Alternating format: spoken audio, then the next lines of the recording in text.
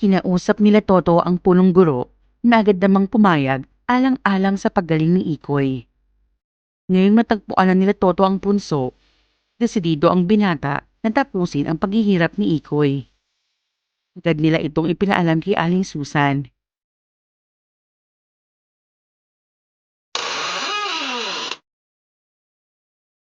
Kamusta na po si Ikoy? Ayun, nakatulog siya kakaiyak. Habang tumatagal, mas lalo siya nahihirapan. Huwag po kayong mag-alala.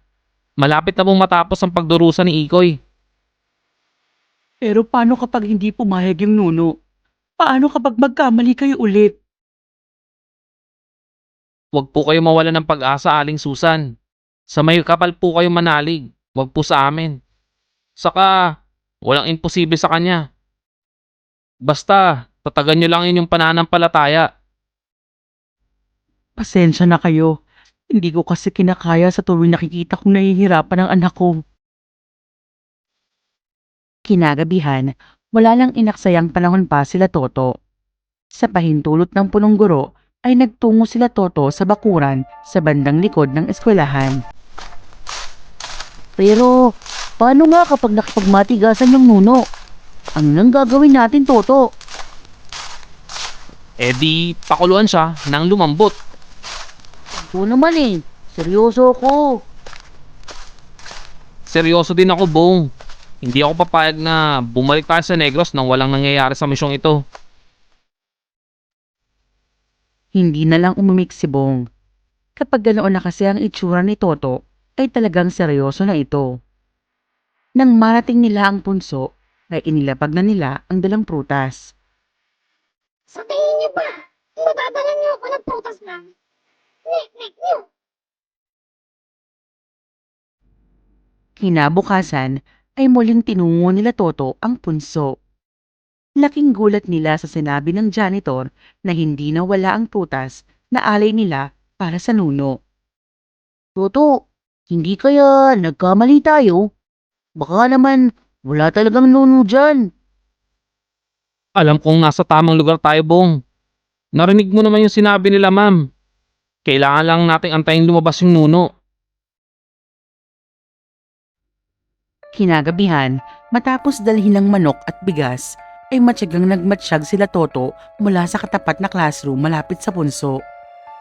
Gamit ang binoculars, ay makailang beses nilang sinilip ang punso. Naghihintay sa paglabas ng nuno. Hindi ko naman makita. Mukhang magnifying glass ata ang kailangan natin, Bong. Ganun ba?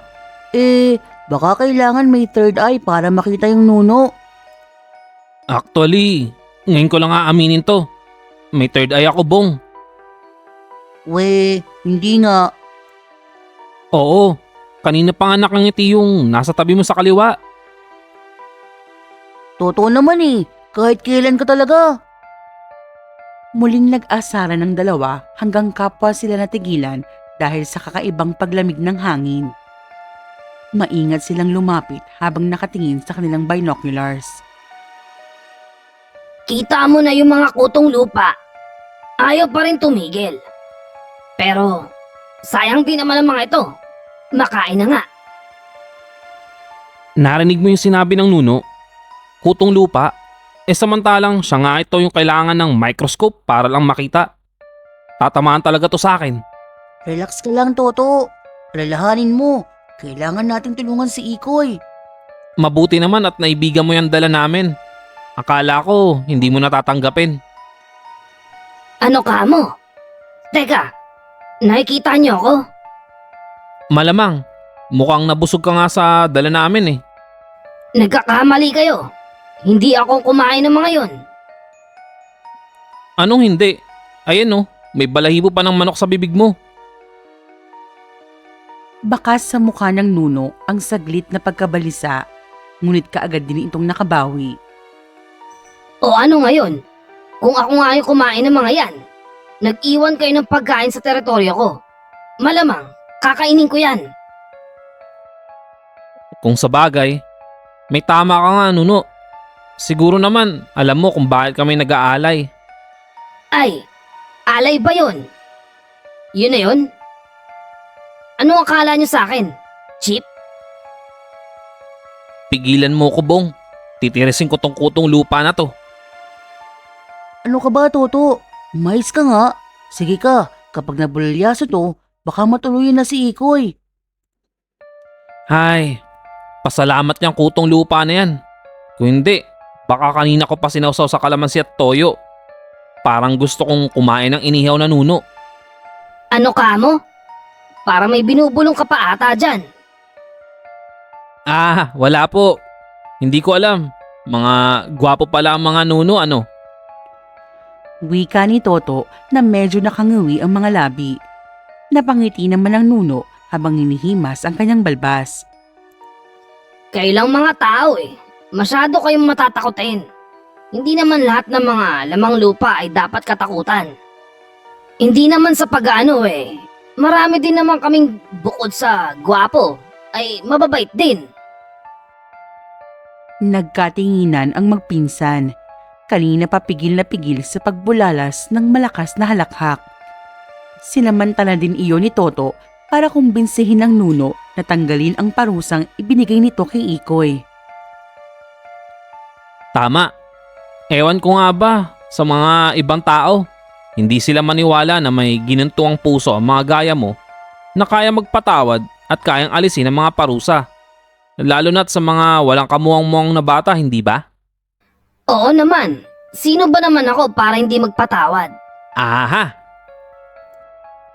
Nanlaki ang mga mata ng nuno pagkatapos mapagtanto ang mga salitang nabanggit. Oy, sandali lang. Ang daya niyong dalawa. Wala nang bawian. Kung hindi, malalaman ng buong mundo na wala palang isang salita ang mga nuno. Anong ibig mong sabihin? Inilabas ni Bong ang kanyang telepono saka ipinakita ang video. Sa sobrang liit ko, good luck kung may makita kayo. Samsung ata tong cellphone ko na may ultra mega zoom na kahit buwan ay pwedeng makita. Heto, tignan mo. Hindi naman makapaniwala yung nuno. Ibang-iba na ang teknolohiya ng mga tagalupa. Halatang hindi niya inaasahan ang mga nangyari. Isang malalim na buntong hininga na lang ang pinakawalan ng nuno na wala nang nagawa kung hindi ang pumangalumbaba. Nilapitan ito ni Toto sa kakinausap. Alam mo, hindi naman sinasadya ni Ikoy na gambalain ang iyong tirahan. Mabait na bata si Ikoy. Sigurado akong nagsisisi na siya. Saka, isa pa, bata lang yun. Sana mabigyan mo pa siya ng isa pang pagkakataon. Kami na mismo ang humihingi ng pasensya sa nagawa ni Ikoy. Ilang sandaling katahimikan ang namagitan sa kanila bago muling nagpakawala ng malalim na buntong hininga yung nuno. Ano pa nga ba magagawa ko Nahuli niyo na ako. Hindi naman ako masamang elemento. Gusto ko lang turuan ng leksyon ang sino mang lumapastangan sa aming tirahan. Ipinakita ni Toto ang litrato ni Ikoy. Siguro naman, sapat na ang pagdurusa ni Ikoy ng ilang araw. Nakikiusap kami na bawiin mo na ang sumpa. Sisiguraduhin namin na wala na muling gagambala sa teritoryo mo. Sige, kumpletuhin niyo ang ritual. Kinabukasan, paglitaw ng mga bituin sa langit, mawawala na ang sumpa at tuluyan ang gagaling ang inyong kaibigan. Naku, maraming salamat, Nuno. Pangako, hindi ka magsisisi. Sambit ni Toto habang pisil-pisil ang lamang lupa sa sobrang saya. Uy, teka lang. Hindi ako makahinga. Baka gustong sa'yo ko ilipat ang sumpa. Ito naman, naglalambing lang. Masaya lang kami. Aasahan namin yung pangako mo, ha? Oo na. Bumalik kayo bukas bago lumubog ang araw. Siya nga pala, samahan niyo na rin ng 1 kilong adobong mani yung ritual. Sige ba, kahit isang truck pa. Pag-uwi ay masayang ibinalita nila Toto kay Gemma ang nangyaring engkwentro sa nuno. Agad din silang nagtungo kay Aling Susan para sabihin ng magandang balita. Mabuti naman kung ganon. Sana nga, bukas magaling na si Ikoy. Maraming salamat sa tulong niyo, Toto.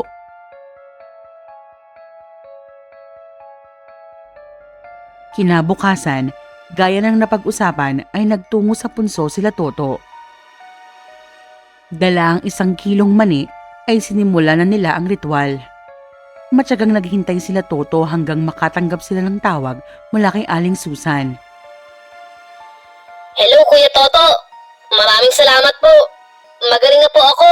Hello Toto, magaling na si Ikoy. Maraming salamat talaga sa inyo. Magpapahanda ako. Umuwi kayo kaagad. Dito na kayo kumain. Naiwan ang ngiti sa mga labi ni Toto. Tumango siya kay Bong saka sila naghandang umalis. Maraming salamat, Nuno. Sana magustuhan mo yung adobong mani. Pagtalikod ng dalawa ay lumitaw ang Nuno sa ibabaw ng sako ng mani. Hinubad nito ang suot na sombrero saka yumuko. Paalam, mga kaibigan. Pagdating nila Toto ay agad siyang sinalubong ng mahigpit na yakap ni Ikoy. Walang sawang nagpasalamat ang bata sa kanilang ginawa para sa kanya. Wala yun. Sa susunod, Ikoy, huwag kang kung saan-saan umiihi. Pati si Aling Meding nagagalit. Opo, Kuya Toto. Pangako po, hindi na po mauulit. O siya, kumain na tayo. Huwag kayong mahihiya. Marami pang pansit dun sa kusina. Ay, talaga po? Pwede po bang magbalot mamaya?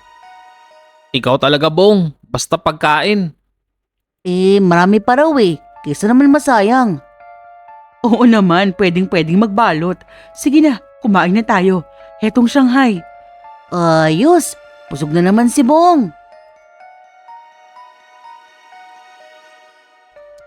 Makalipas ang ilang sandali pagkatapos kumain, nakatulog na si Bong sa sobrang pagod at kabusugan.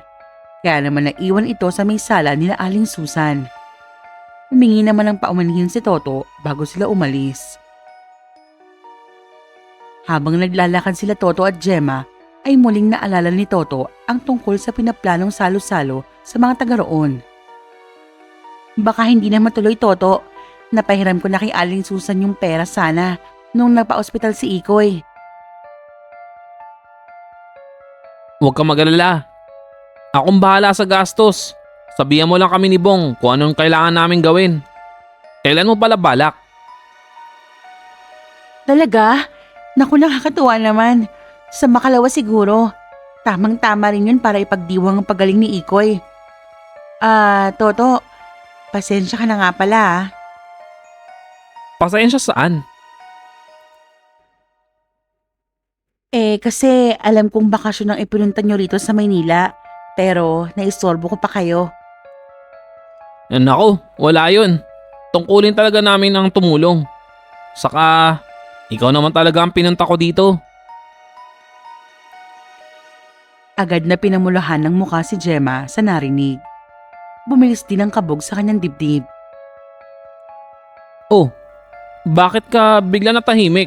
May nasabi ba akong hindi mo nagustuhan?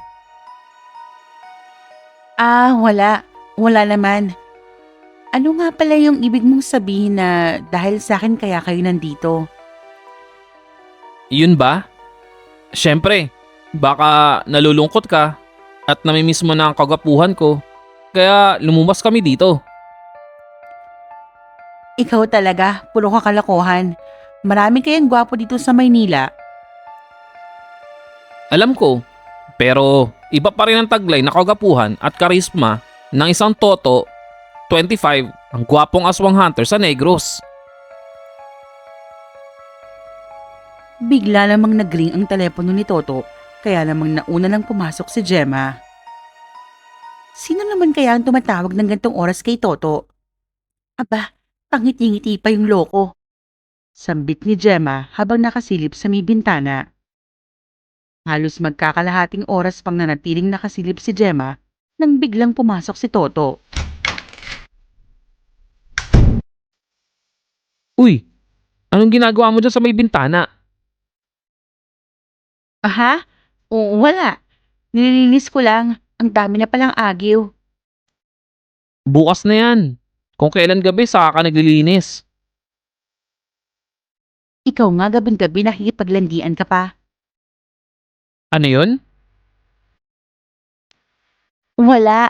Ang sabi ko, gabi na. Matutulog na ako at may pasok pa ako bukas. Nakairap na tugon ni Gemma sabay balibag ng pinto sa kwarto. Sumunod naman ang noo ni Toto saka napakibit-balikat. Tignan mo to si Gemma. Maaga ata nagme-menopause. Ang hirap timplahin ng toyo sa utak. Hoy Toto, narinig ko yon. Natawa na lang ang binata na nakahiga sa sofa na agad din namang nakatulog.